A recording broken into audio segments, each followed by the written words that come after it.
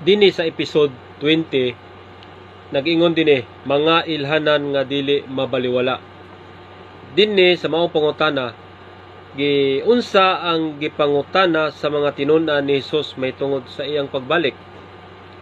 Diha sa Mateo kapitulo 24 bersikulo 3 nagaingon, og sa naglingkod siya sa bungtod sa mga olibo giduol siya sa mga tinun-an nga sila ra nga nagingon, tukaani kami kanus aman kini mahitabo og unsa man ang ilhanan sa imong pag-ani o sa pagkatapos sa kapanahunan.